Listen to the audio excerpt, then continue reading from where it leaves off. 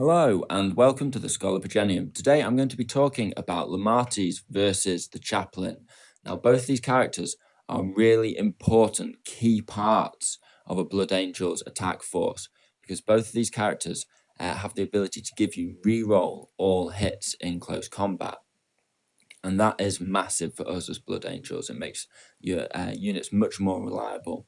And it makes sure that your attack doesn't fail in its momentum. You don't get a bad roll, have your attacks stumble, and your whole army fall apart.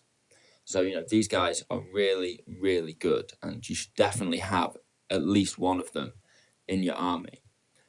But they do this in different ways, and they do also have some slight differences in their profiles, which make it a sort of important question. Should you take Lemartes or should you take a Chaplain? And most people would take one or the other, and it can be difficult to decide. So in this video, I'm going to try and lay out the differences between them, lay out the sort of different tactics you can use them for, and then sort of let you decide which one you think is more important. Now, I've got to give a shout out to Stephen Skinner, one of my subscribers, because this video has sort of come from a discussion I had with him in the comment section of my Death Company video. But instead of sort of expecting you guys to dig that out and sort of read every comment and every video, I thought I'd sort of put that discussion together and add a few more little bits that I've thought about, and then sort of you can access that information and hopefully make the decision for yourself which one you think you want in your army, Lemartes or a Chaplain. Now, if we look at their base profiles, they're very similar. They're both movement 12, they're both weapon skill 2+, they're both ballistic skill 3+, strength 4, toughness 4, and wounds 4. However, the difference is Lemartes has 5 attacks, whereas a Chaplain only has 3.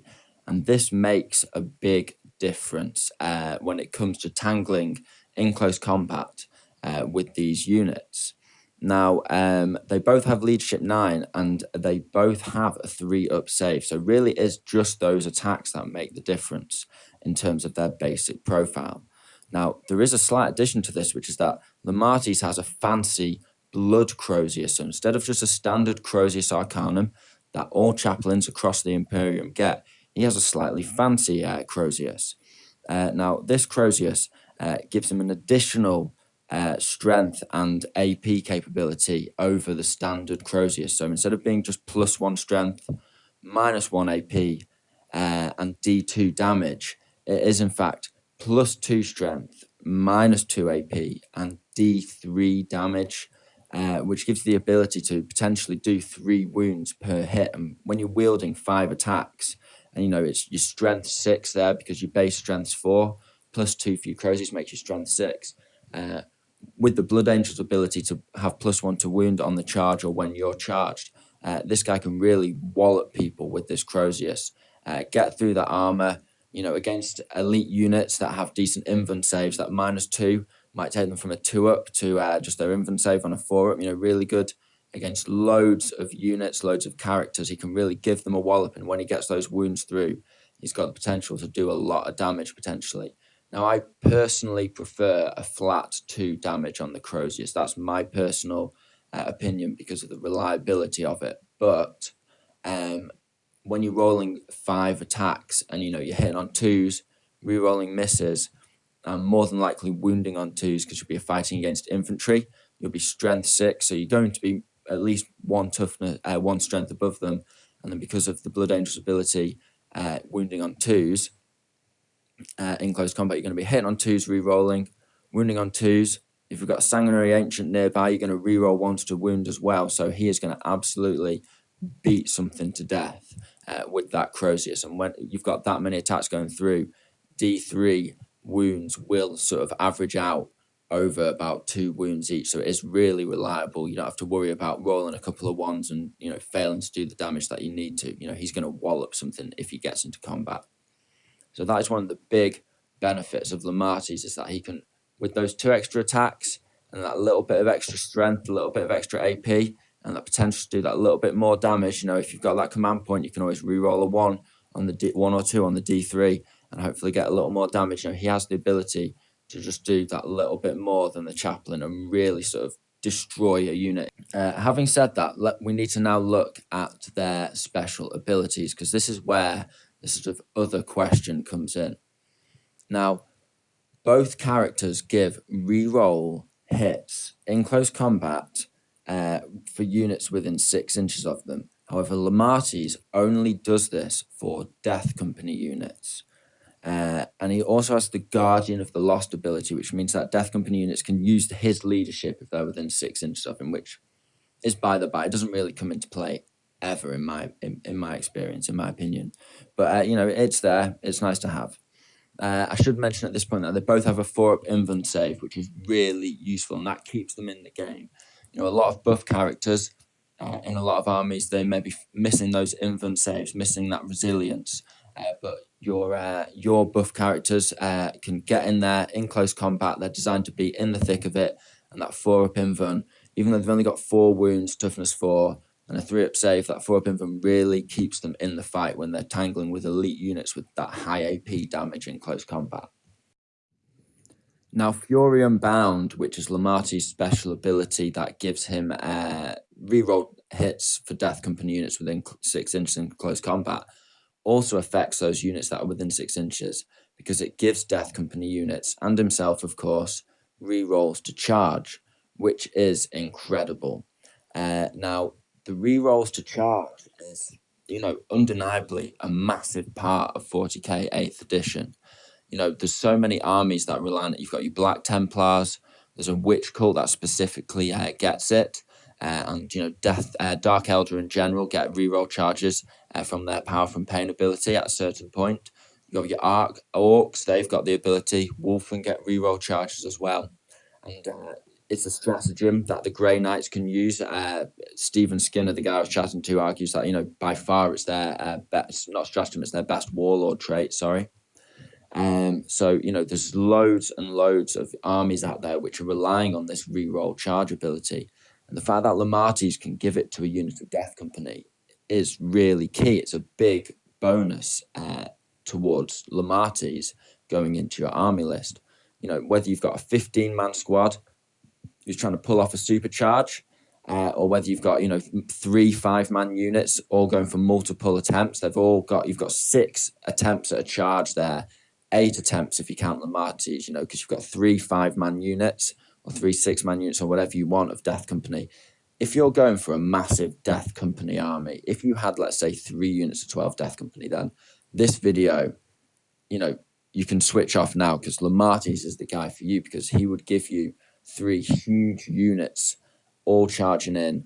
They'd all have rerolls to charge. Lemartes himself, that would be an absolutely brutal army, but it would cost you, in the realms of, 1,100, 1,200 points, probably even more when you're taking special weapons and jump packs if you had 3 units of 12 Death Company. But that would be an absolutely brutal assault. If you tied Lemartes in there with that, that would be, as I said, 8 attempts to pull off the charge with the 4 units. One of those units, if it's got jetpacks, you could spend 2 command points to roll 3d6 and guarantee one of them to get in.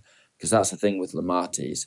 If you're using the 3d6 stratagem for 2 command points to charge in with a jump pack unit, and they've got reroll on that, they are just getting in. You are getting that charge off. It is guaranteed. It is reliable. So if you've got one big unit of Death Company, and that is your only assault unit in your army, and maybe you've got a load of DACA, or you've got armored units or other things going on, but you have got a big unit of Death Company, then Lemartes is probably the guy for you, because if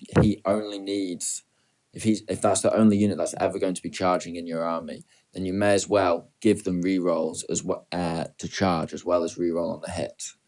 So it is a really significant ability. I cannot underline enough how important that reroll charges is for Death Company units, and the Chaplain just does not have the capacity to give that to any of your units. It's the only way you're getting it in your army. Having said all this, why do I personally prefer a chaplain, because I'll say that right now. I prefer a chaplain. I auto-include a chaplain in every list that I take, any big list anyway. If I'm playing 500 points, I may well not have a chaplain, but in any proper game, I'm going to have a chaplain in there. And why is this? Well, it's because the chaplain has the flexibility to give reroll hits to any unit within 6 inches. And for me, this is an absolutely essential part of my strategies and my in-game tactics through all phases of the game. So, although the chaplain is only putting out 3 attacks, 3 attacks, I believe it is. Yeah, the chaplain only has 3 attacks, and Lemartes has 5 attacks. And because he's a Death Company, he actually has the Black Rage. So Lemartes has 6 attacks on the charge. He's got double what the chaplain has. So he can, on his own, rip apart a unit. He has literally more than double the close combat capability of a standard chaplain with jetpack. The standard chaplain with jetpack is only 90 points, and Lemartes, since chapter approved, the most recent FAQ chapter approved, is only 100 points. So he's only 10 points more for all of the abilities that I've described above. He's as good as Mephiston against any non-armor unit. Against tanks, Mephiston is, God. Against any unit, Mephiston is king. But Lemartes is as good as Mephiston against infantry units and lightly armored units, because his AP -2 is almost AP -3. Elite units may well have invulns, which means that extra AP of Mephiston doesn't make a difference, and they're both wounding on 2-ups. And Lemartes got 2 extra attacks over Mephiston unless Mephiston buffs himself with psychic powers. So against infantry, Lemartes is actually better than Mephiston at hacking them apart. So, he's really good. But despite all of this, why do I love my chaplain so much? And why do I take the chaplain over the Lemartes as an auto-include? Well, it's because of that re-rolls for every unit in the combat phase. Every unit re-rolling is significant. It is huge. Because for me, Blood Angels is really a combined arms army. Yes, there will be times where I just take one big unit of Death Company or one unit of Terminators because I'm going with a heavy armor list, or I'm just trying something out and I haven't got loads of assault necessarily all going in. But the majority of the time, I will have multiple units assaulting. And because of our ability +1 to wound in close combat, in the late phase of the game, it's often, a really good idea to be charging in with our tactical marines and our units that aren't necessarily keyed up for close combat in the first instance. But let's say the enemy has a unit of their OBSEC on an objective, and it's a slightly damaged unit of OBSEC, not full strength, but by no means not a threat.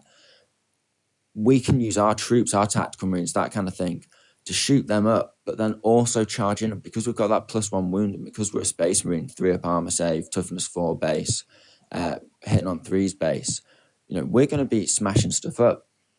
And that chaplain, even though he's not got all the combat capability that Lemartes has, he can give any unit reroll. So he can help take on one unit and buff another unit that's taking on a separate unit, or weigh in and add his additional attacks to that unit and help it do its job. And it'll be as good as Lemartes, but going in there just to tip the tide in your favor. But there are just so many different instances, more than I could possibly describe or list in one video, of the times where having re-rolled to hit in close combat in what would seemingly be just a minor combat in any other game, but is going to tip the tide in this game, get me an objective, kill a key enemy unit, hold off an enemy unit just for one turn longer, just to do what I need to do on the battlefield. The amount of times having rerolls for some basic unit, or having rerolls for 3 or 4 units, characters, everything all thrown in together, that is just a really big deal. And it just gives you such huge tactical flexibility. And remember, the Death Company go in there and they fight and they die, and the Death Company are usually dead by turn 3. You may have a couple of scraps left, but at that point, Lemartes isn't giving you any extra buffs. Then he has to become that combat character.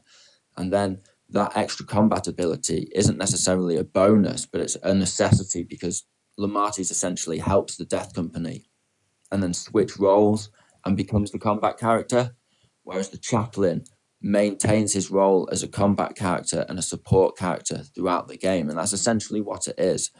Lemartes is two things. He buffs the Death Company, and then when they're dead, he goes off and has some fights and kills some stuff. The Chaplain makes sure that you're getting those rerolls wherever you need them on the battlefield for whatever unit happens to need them on any given turn in any phase of the game. Whenever you need those rerolls, that Chaplain can get there with that jetpack and he can give you those rerolls. And you can just turn the tide of the game on so many different levels with that Chaplain jumping around. And he's still got the ability to, hold his own in a fight. He can kill a character in a couple of rounds of combat, and because he's got that invuln save, he's not at risk of going toe-to-toe against other buff characters that aren't that choppy themselves. And essentially, he's perfectly good, perfectly capable of fighting in close combat. He's still a Blood Angels character. He's still a Space Marine. Now, one thing that could be said is a lot of players love their Sanguinary Guard. Now, Sanguinary Guard combined with your Warlord is almost an auto-include for a lot of people, and I fully accept that, and I love that combo too. It's great, because Heirs of Ascalon is the special ability of Sanguinary Guard, and it gives them reroll all hits when they're within 6 inches of the Warlord. And that's great because they can use that to dagger away, and they can use that in close combat to chop away. And combining that with your Warlord, who's going to be a great combat character, can make for a really meaty assault unit. But the Chaplain frees you up from that because it means that you don't have to risk your Warlord having him in the thick of it in the most essential, most contested part of the battlefield, because you're going to have your Sanguinary Guard in the most important fight, which means your Warlord is going in the most important fight, which means that your opponent's most dangerous units are going to be coming at your Warlord, and there's a good chance you're going to lose him. Whereas, it can be nice to sometimes have your Warlord in the backfield, just a standard captain, giving rerolls to maybe a blocker tank shooting or something like that. It just gives you flexibility on your list because you can take that Chaplain and he can go with the Sanguinary Guard and give them the rerolls that they love. Okay, not in the shooting, that's admittedly, but he can give them the rerolls that they love in close combat without you having to risk your Warlord. On the other sort of the flip side of that, the other argument is that if you are going to be doing that, if you are taking that combo, then the Chaplain can be a bit of a waste of time, and when you could take Lemartes for 10 points more.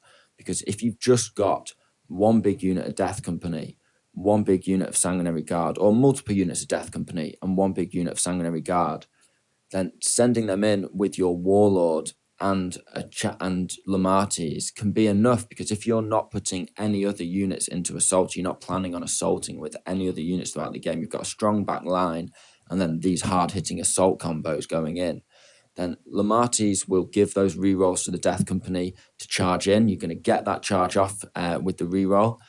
You can spend the 3d6 in the Sanguinary Guard, so they get their charge off more than likely. You've got a command point hanging around there, so you're guaranteed to almost definitely get both charges off.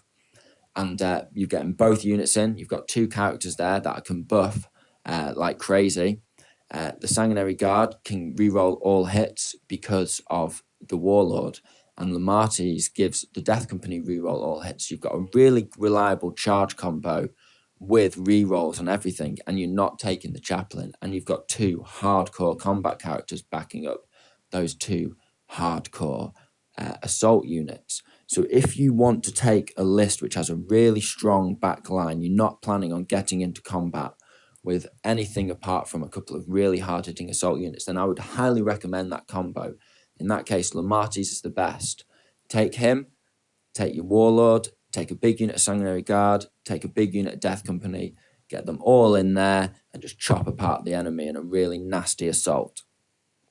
And you can still, maybe drop in some Terminators or that kind of thing, tactical Terminators. They can dagger away, hold an objective and use their fists. You've got to remember at that point, they won't be getting buffs. They might get reroll ones if your Warlord's a Slam Captain, but apart from that, they're not really getting any buffs. So if you're taking if you're starting to filter in more and more combat units, you may be starting to take some assault hammer terminators. You're starting to take other things. You're going to be potentially getting into combat with assault marines, or just you're open to getting your whole army forward, getting into combat with even tactical marines in the late game, that kind of thing, or tying units up. Then at that point, the chaplain is hands down the best by miles, because he allows you to combine units in combat. You can bully units, and you can use units that you wouldn't necessarily use in close combat and actually make them quite nasty in close combat when they go toe-to-toe against their peers. If you've got a unit of OBSEC and they've got a unit of OBSEC, and your unit of OBSEC is fighting theirs in close combat, and they just happen to be within 6 inches of a chaplain, then you are going to win that fight, and you're going to beat them down and win that combat. And that is just that, that's true across the board, whether it's elite units going against elite units, whatever you're doing. If you're going toe to toe with a unit that is your peer, it's the equivalent on the opponent's list, then that chaplain is going to tip the tide in your favor. And so many times when a battle comes down to just a few dice rolls, when you've got that chaplain in there and he's giving everybody re-rolls to hit in close combat, then those few dice rolls just are more likely to tip in your favor, and it's a massive deal. So my final thing I would say is there's a big argument to taking Lemartes and a chaplain. If you have a big close combat army with loads of close combat going on, and you're mainly all assault, so I've talked about sort of various strategies and various different lists that you could, and sort of where these two characters would fit into those different angles. But if you're going for a full assault army where everyone's getting forward, then I would highly recommend taking both. For a mere 190 points, you can leave Lemartes with those Death Company, and your chaplain can be elsewhere, and you've got a lot of your lines covered there. You've got 12-inch bubble effectively around Lemartes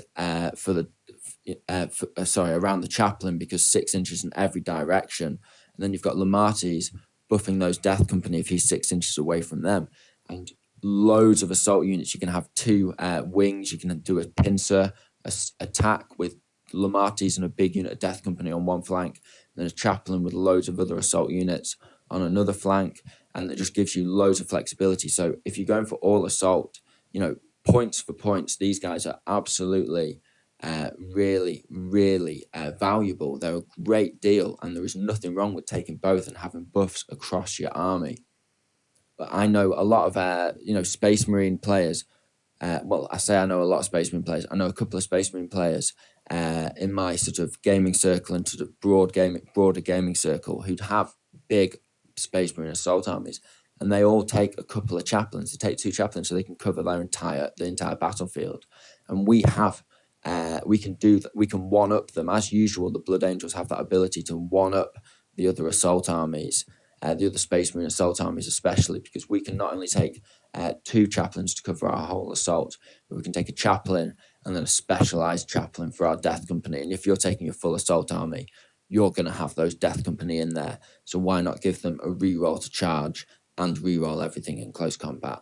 And that just takes the pressure off Lemartes as well then, because you've got the chaplain covering everything else. So that's been a lot of detail, and I've covered everything from the profiles to the different tactics you can use.